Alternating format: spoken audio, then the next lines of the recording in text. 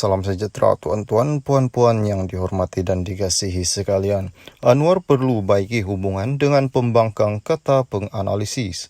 Penganalisis politik menyarankan Perdana Menteri Anwar Ibrahim merapatkan hubungannya dengan parti pembangkang supaya Pakatan Harapan boleh membentuk kerajaan yang stabil tanpa digulingkan sebelum ia melengkapkan penggal penuh 5 tahun. Penganalisis juga menegaskan bahawa PH perlu mengukuhkan rasa saling percaya jika ia membentuk kerajaan perpaduan dengan BN dan GPS. Ahli Sains Teknologi Politik Wong Chin Huat berkata, Anwar mesti menjadi Perdana Menteri untuk semua rakyat Malaysia, bukan hanya 38% pengundi PH dan 22% pengundi BN. Dia perlu menjamin terutamanya kepada 30% pengundi yang menyokong PN bahawa suara mereka akan didengari di Parlimen dan melalui kerajaan negeri, katanya kepada Malaysia Kini dalam teks mesej. Salam sejahtera, tuan-tuan, puan-puan yang dihormati dan dikasihi sekalian. Adakah Anwar akan hulur tangan kepada PN tangani perpecahan pengundi? Selepas pilihan raya sengit tanpa pemenang yang jelas dan 5 hari ketidaktentuan politik, pengurusi Pakatan Harapan Anwar Ibrahim dilantik sebagai Perdana Menteri. Walaupun Anwar dijangka menerajui kerajaan perpaduan, negara ini amat berpecah dengan ketegangan yang memuncak antara penyokong PH dan PN. Penyokong PN dituduh menyebarkan klip video yang dikatakan menimbulkan ketegaran di TikTok, termasuk amaran tentang berulangnya rusuhan 13 Mei.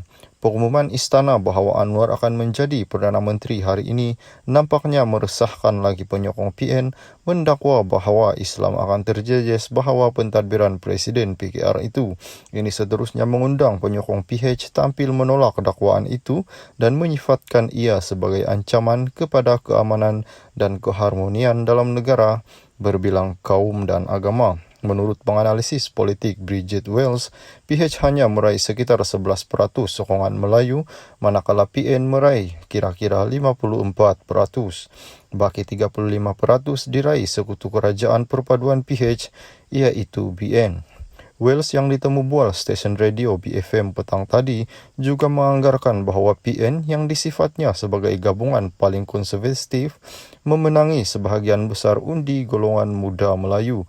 Dengan latar belakang ini sangat penting untuk Anwar menghulurkan tangan kepada PN untuk kestabilan politik dan negara. Salam sejahtera tuan-tuan, puan-puan yang dihormati dan dikasihi sekalian. Imbas kembali janji PRU, Anwar enggan ambil gaji Perdana Menteri. Selepas mengangkat sumpah jawatan, Anwar Ibrahim harus mengatakan janji-janjinya semasa berkempen menjelang pilihan raya umum Sabtu lepas. Antara yang menarik, pengurusi Pakatan Harapan itu berjanji tidak akan mengambil gaji Perdana Menteri, memotong gaji menteri dan mengecilkan saiz kabinet. Bercakap pada ceramah akhir PH di Perak pada 18 November, katanya, tindakan itu akan diambil bagi membuang budaya tamak. Bagi peringkat tempatan, anggota Parlimen Tambun itu berjanji akan memberikan keutamaan kepada isu-isu pertanian setempat. Anwar bagaimanapun akan memimpin kerajaan perpaduan yang turut melibatkan parti-parti bukan Pakatan Harapan. Anwar bukan satu-satunya pemimpin PH yang menabur janji yang tidak terdapat dalam manifesto. Di Sungai Buloh, Ar-Rahmanan berjanji untuk mendermakan semua gajinya untuk rumah ibadat. Di Batu Prabakaran berjanji untuk mengusahakan bas percuma untuk seluruh Kuala Lumpur. Di Lembah Pantai, Fahmi Fadzil berjanji untuk memberikan seluruh gaji kepada kawasannya jika dilantik sebagai menteri.